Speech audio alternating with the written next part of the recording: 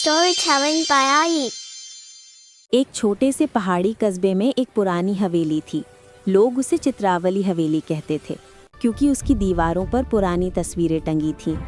गांव वालों का मानना था कि अगर कोई वहां रात बिताए तो तस्वीरें आपस में बातें करती हैं।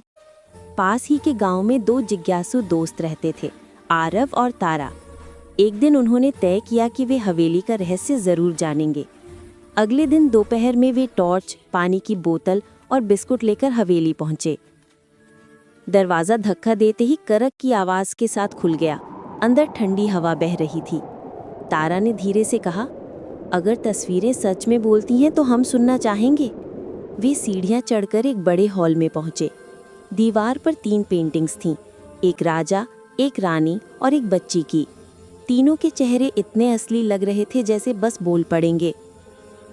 अचानक हल्की सी फुसफुसाहट सुनाई दी। आरव घबराकर बोला, तुमने सुना?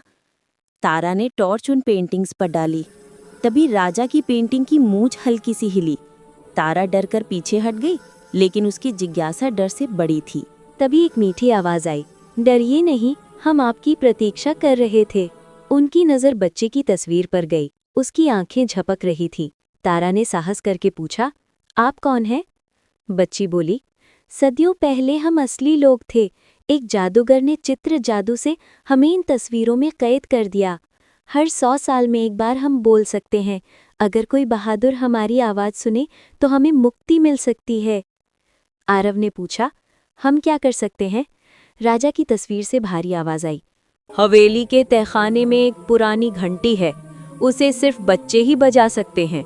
अगर तुम उसे बजा दो तो हम आज़ाद हो जाएंगे। आरव और तारा ने एक दूसरे की ओर देखा और नीचे जाने वाली पुरानी सीढ़ियों की तरफ बढ़े। तहखाने में अंधेरा था, पर टॉर्च से रास्ता दिख रहा था।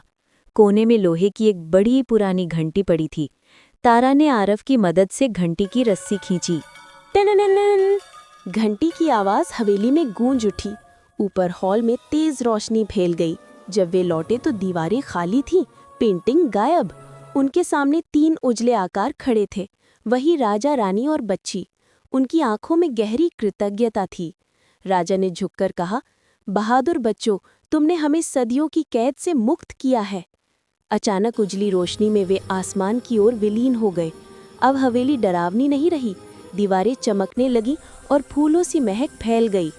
आरव और तारा ने घर लौटकर ये राज किसी से नहीं बताया, क्योंकि कुछ रहस्य बच्चों के दिल में ही सबसे अच्छे लगते हैं। Like and subscribe for more stories by Ai।